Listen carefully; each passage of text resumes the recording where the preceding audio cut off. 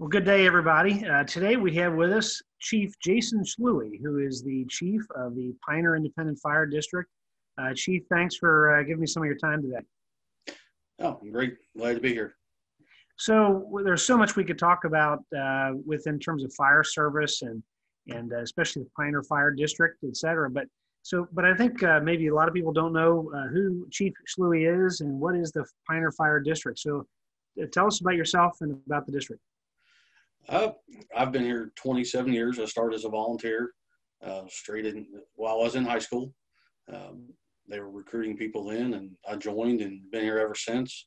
The fire department, they've been here about 60 years. It started in a very small building up the street, and we've grown to where we are now. And how many total paid staff do you have and volunteer staff do you have? There's about 16 volunteer staff. We've got about the same number of paid staff.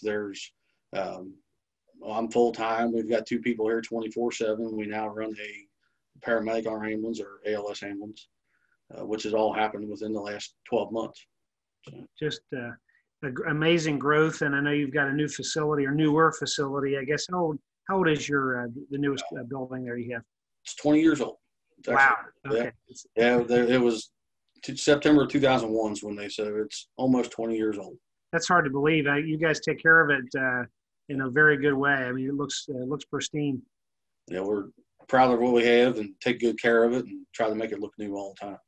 So over your shoulder, you've got a map, I think, of the actual district you serve, the geography of Kenton County, southeast section of unincorporated Kenton County. Maybe talk a little bit about the geography of the area you serve, and then the expanded service now covering the old what was the Kenton Fire District area. Yeah, the shaded green area is what we cover. It's 40 square miles. We took that when we merged and took over the part of Kenton, added 18 square miles to our fire district. Majority of it is all rural area.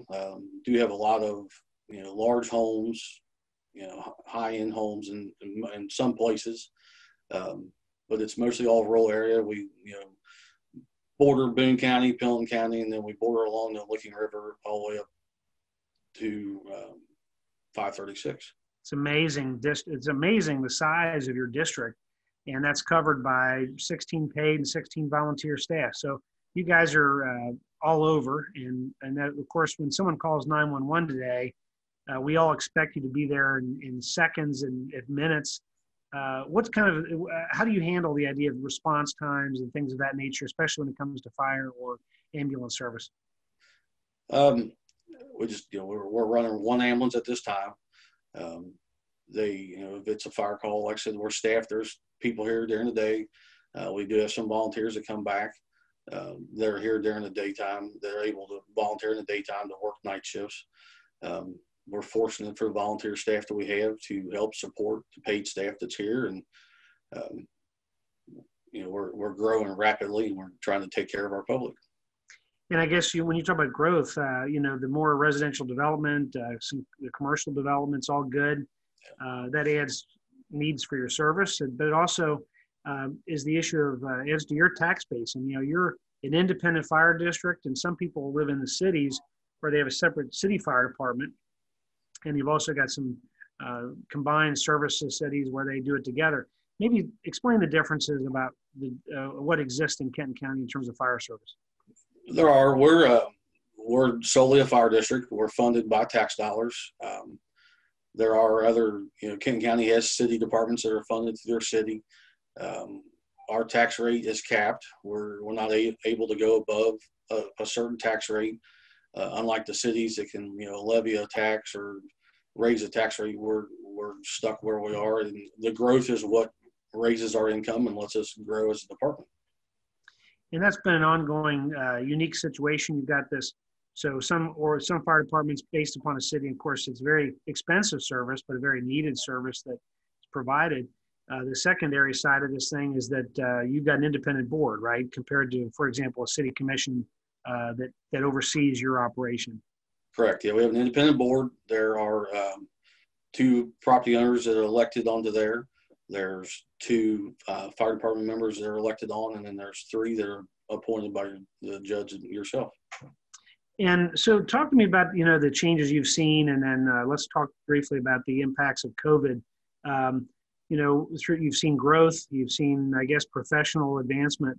And I don't know, you've also seen the difference of the challenge of volunteers in terms of your team. Maybe cover a couple of those topics for me as well. Yeah, through the COVID, I mean, there's been some tough times because people that volunteer, they don't want to take that back to their family members. They're worried about what they're going to come in contact with while they're here.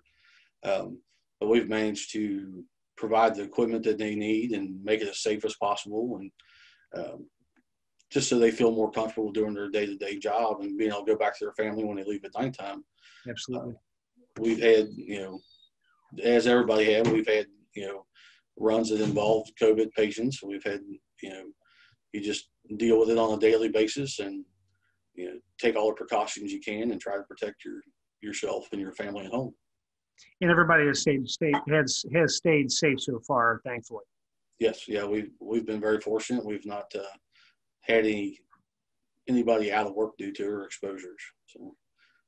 Well, one of the things you shared with me a long time ago was back in the day when there were so many volunteers, lives were different. People had some more free time, et cetera. But how does that look today, volunteers compared to the requirement for paid staff?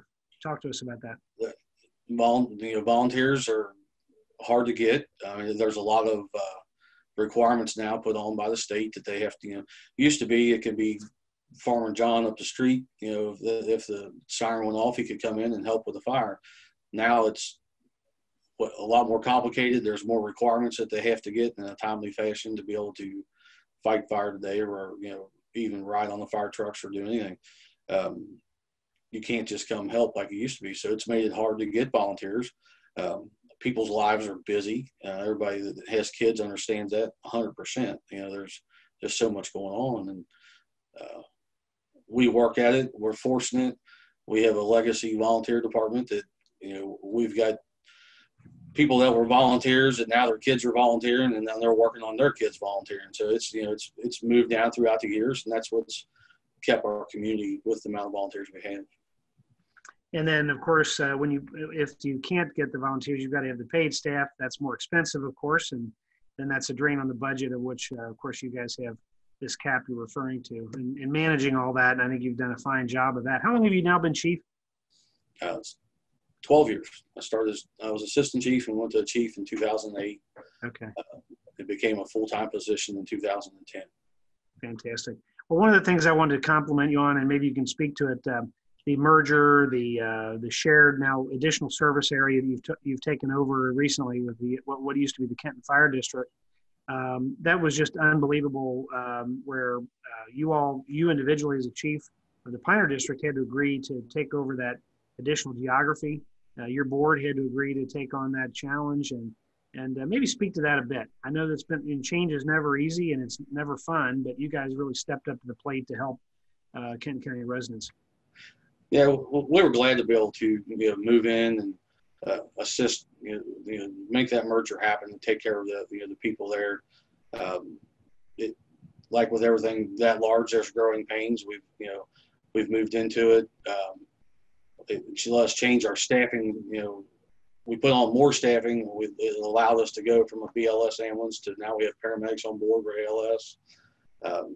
You don't have to rely on outside ambulances coming in to provide that paramedic service. So that made our runtime faster. When the people are getting a higher level of care sooner than they would have before, and it's worked out well. I mean, the public's really come around. I think that most of the people who lived in the other area seem to be pretty happy with the service they're getting. Yeah, it's great. It was a learning experience all around, and we've worked through it, and I think we're doing great. So. Well, compliments to you and your entire group and your board for working through that. I guess to wrap up, Chief, if you had one thing you wish the public knew about your department or fire service and ALS service in general, what would it be? You think, man, people just don't realize. What would you like to share with people? couple. Well, one, just that they know we're here. I mean, they still seem, we talk to people every day that don't know that we're staffed and that we now have paramedics on board. As much as we've tried to advertise it or put it out there, and for people to realize what level of care they're getting for the amount of funding that's allotted to us. As you said before, everybody expects, call 911 and they have, 2 minutes later a fire truck pulls up. And in these bigger cities that have multiple departments, different stations, and it allows, with larger funding, you can do that. And just wanted to realize what we do with the amount of money we do take in. So. And what is your total budget, by the way, on an annual basis? Total annual budget's about $600,000. So if you think about that for a second, $600,000 for 16 paid staff people, 16 volunteers to service, what was the total amount of square miles? 40 square miles. 40 square miles. It's unprecedented. So you guys have just done a fantastic job throughout. And I'm now in my role, been 6 years here. I don't think I've had one person ever email a complaint of the service you guys are providing. So kudos to you and your entire team. And again, thanks for giving me some of your time today, and look forward to talking to you down the road. Thanks. Glad to be here, and thanks for having me.